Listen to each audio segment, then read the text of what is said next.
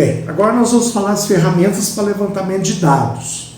As ferramentas de análise de risco são metodologias e técnicas que têm o objetivo de auxiliar os profissionais responsáveis pelo gerenciamento de riscos a tomar as melhores decisões para mitigá-los. São mecanismos que servem para avaliar a possibilidade e gravidade dos riscos, evitando que seu impacto afete pessoas, equipamentos, processos, instalações e ativos da organização. Tá? Porque uma coisa que a gente precisa analisar é o seguinte: qualquer tipo de acidente ou de doença ocupacional, ele não atinge só as pessoas, atinge tudo, no geral. Então a gente precisa tomar um certo cuidado. Tá? As ferramentas que iremos detalhar são instrumentos para a análise e avaliação dos riscos ocupacionais, mas não apenas. Servem para todos os tipos de risco que podemos correr nos processos de trabalho. Tá? Então vamos lá. Aqui eu falo de duas ferramentas, basicamente, tá? Que é a FMEA, tá? Que é a análise dos modos de falha e efeitos, e o checklist, ou folha de verificação. Eu escolhi essas duas ferramentas porque elas são simples e para as atividades de administração pública, elas atendem perfeitamente, tá? As necessidades de vocês, tá? Eu não sei, vocês da Câmara de Foz, que já tem o PGR, eu não sei quais foram as ferramentas que utilizou, tá? Mas eu vou falar dessas duas, tá? Essa primeira, que é a FMEA, aqui, ela traz uma... vocês estão com a apostila, né? Tá? Porque eu não tenho apresentação delas aqui, tá? Eu sigo aqui pela apostila. O que ela é? Ela é basicamente ela tem uma matriz. Então, na matriz tem qual é o processo, a função, o modo de falha, ou seja, qual é a falha que tem, as causas, os efeitos, o modo de detecção, como que a gente usou, a ocorrência, a severidade, a detecção e o que a gente chama de RPM. Tá? O RPM, que é o número de prioridade de risco. Tá? Então, ele é uma multiplicação. E depois a gente tem a ação recomendada e quem é o responsável para realizar essa ação recomendada. Tá? Então, essa é a matriz que a gente usa. Aqui eu coloquei um cabeçalho, né? Empresa, a data, a área, a equipe, o número. É importante você numerar ela até para você saber na hora que você for montar o PGR e a documentação. Você lembra que eu falei que é importante a gente fazer o PGR, mas ter os relatórios e os instrumentos que geraram o PGR arquivados? Então você tem uma forma de identificar. E o número de revisões. Por quê? Porque você vai fazer uma e periodicamente você vai revisar ela. Você vai fazer a revisão do processo. Tá? O processo corresponde à etapa que está sendo analisada. A função descreve qual a finalidade do processo dentro do produto ou serviço. O modo de falha corresponde a todas as falhas às quais o processo está sujeito. Por exemplo, você tem um processo de trabalho e você vai identificar quais são as falhas que podem ocorrer nesse processo de trabalho. Quando a gente fala falha, é tudo que pode ser algo de não conformidade. Tá? E aí se aplica tanto a questões operacionais como a questões administrativas. Tá? Por exemplo, o processo de folha de pagamento. Quais são as falhas a que ele está sujeito?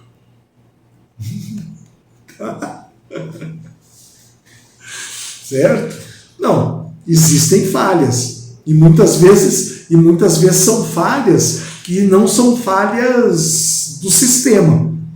São falhas do ser humano que alimenta o sistema.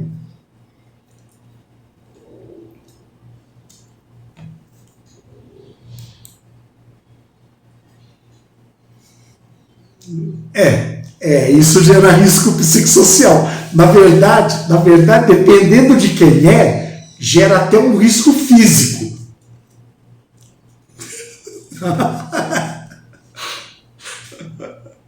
Tá? Faz um desconto indevido no pagamento de alguém. Pode ser.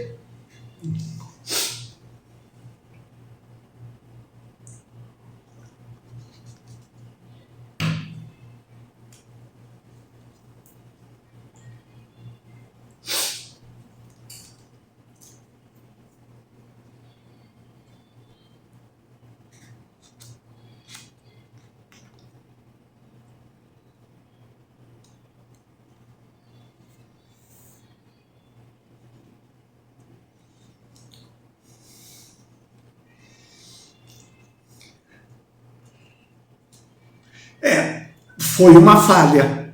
Foi uma falha. Deles.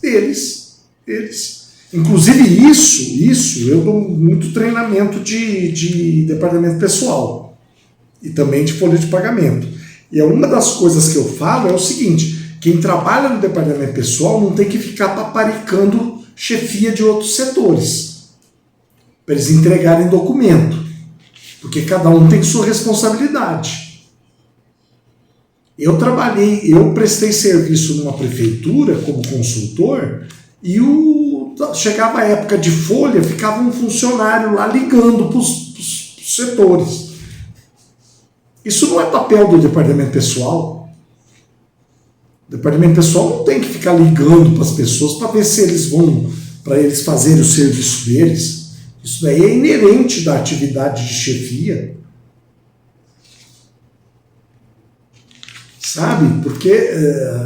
Porque no final você fica sobrecarregado por conta de falha de outras pessoas. Por falha de outras pessoas. Isso daí tá fora de cogitação. Entendeu? Não é papel do departamento pessoal fazer isso. Mas as pessoas fazem. Essa informação, no modo de falha, pode ser obtida de várias formas, como através da análise histórica das falhas que já tenham ocorrido. Tá? As especificações do processo, como o limite de temperatura de uma máquina, a própria reflexão dos servidores sobre as possibilidades de falhas também são entradas. As causas são todos os motivos pelos quais a falha acontece. Os efeitos são as consequências geradas pelo erro. O modo de detecção refere-se a como se pode detectar a falha em questão. Os índices são a parte quantitativa. Ocorrência está relacionada com as causas e informa a frequência da falha. Ou seja, quantas vezes aquela falha ocorreu ou ocorre. A severidade está ligada aos efeitos e corresponde ao quão grave aquela falha é para o ambiente interno ou externo. E a detecção se relaciona com o modo de detecção e quantifica a facilidade de identificar a falha. Então, aí a gente tem uma tabela que vai de 1 a 10. Nessa tabela, a gente tem aqui a ocorrência, a severidade e a detecção. Tá? E aí, por exemplo, vamos supor que, para a gente ver o número de prioridade de risco, que é a multiplicação dos 3 índices anteriores, ocorrência vezes multiplica por severidade, multiplica por detecção. Tá? E é esse índice. Página 35.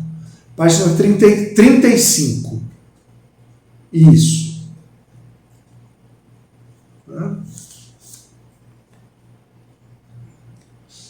Tá? E aí você multiplica os 3 índices. Que aí você vai ver, por exemplo, vamos supor que a gente tem um índice 1 para ocorrência, a chance é remota. Tem o índice 7, uma vez por semana, severidade alta e que gera insatisfação ao cliente, e a probabilidade é 6. Então você vai multiplicar 1 vezes 7 vezes 6. E o valor que der é o RPN, que é o número de prioridade de risco. Quanto maior o índice, maior a sua criticidade perante o processo e mais rápido deve ser corrigido.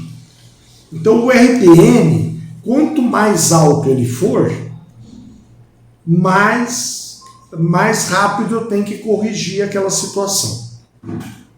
Esse é o modelo que a gente utiliza para verificar o risco, para fazer a avaliação do risco. Tá? Ainda são definidas as ações recomendadas para a correção de cada falha, bem como o responsável por coordenar as mesmas. Tá? Então você pode usar esse e depois inserir esse RPN naquela matriz anterior que a gente viu. Que aí você já vai ter um parâmetro mais adequado, mais fácil de você identificar a matriz. Tá? Então a gente tem essa metodologia. Tá?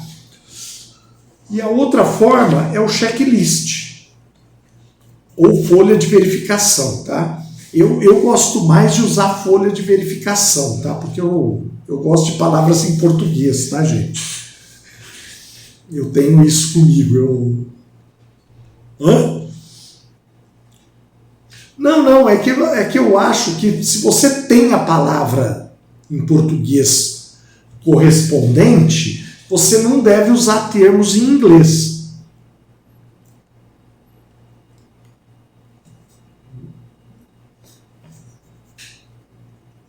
Eu, por exemplo, eu fui outro dia numa palestra de um indivíduo de RH que, olha, de cada 10 palavras, 8 eram em inglês.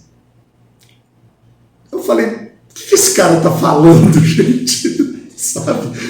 E palavras assim que confundem a gente. Confunde, atrapalha o seu entendimento, né? Então eu procuro ser bem simples. Isso, falar em português é mais fácil. Apesar que você pode ver que aqui na apostila eu coloquei bastante termos em inglês. Por quê? Porque são métodos que não foram criados no Brasil.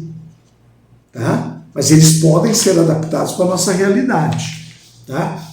Então a folha de verificação, o que é? É um checklist aplicado inicialmente na indústria para a conferência das especificações de um produto, estando ligado à área de qualidade. Pela facilidade e simplicidade da elaboração e do uso, também é aplicada em diversas áreas, inclusive na análise e gerenciamento de riscos. Para aplicá-lo, basta elencar os pontos que se deseja conferir para o caso de inspeção ou realizar para o caso de planos de ação.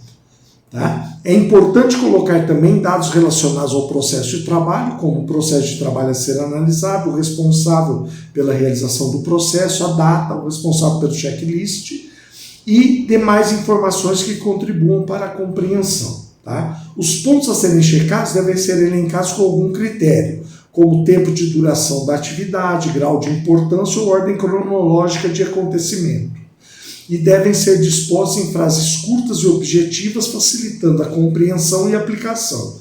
Dentro da análise e gerenciamento de riscos, a folha de verificação pode ser aplicada em várias situações importantes, como conferência de manutenção de máquinas e equipamentos, entre outras, plano de tarefas realizadas para análise e gerenciamento de riscos, controle do número de erros nos processos de trabalho, controle dos limites impostos em determinado processo para mitigação de riscos. Uma coisa que eu coloco, por exemplo, se a gente fizesse mais checklists, mais folhas de verificação, talvez a gente tivesse menos erros. Porque, por exemplo, a burocracia que a gente trabalha, ela pode ser colocada numa folha de verificação e sempre que você for fazer alguma atividade, você checar se aquilo está correto. Por exemplo, uma coisa que acontece muito, e o Dr. Rogério deve ter muita situação desse tipo, processo que chega para ele faltando pedaço.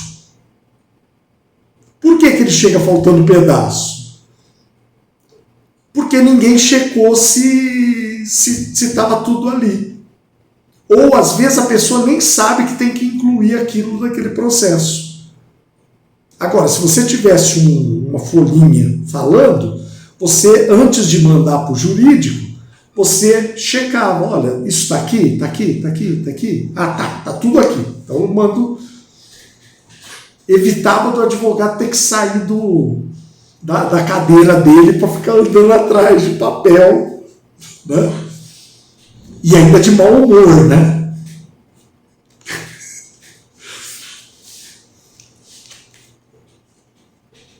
Por exemplo, fechar a folha de pagamento, verificar a manutenção de equipamentos.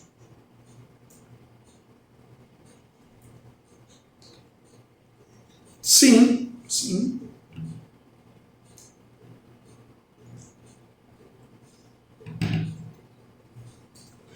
E aqui eu coloco aqui os modelos, tá? Então, por exemplo, para vocês verem, é algo muito simples, tá? Que eu chamei de metodologias de avaliação ocupacional e psicossocial. Tá? Não. Espera aí que eu vou retomar aqui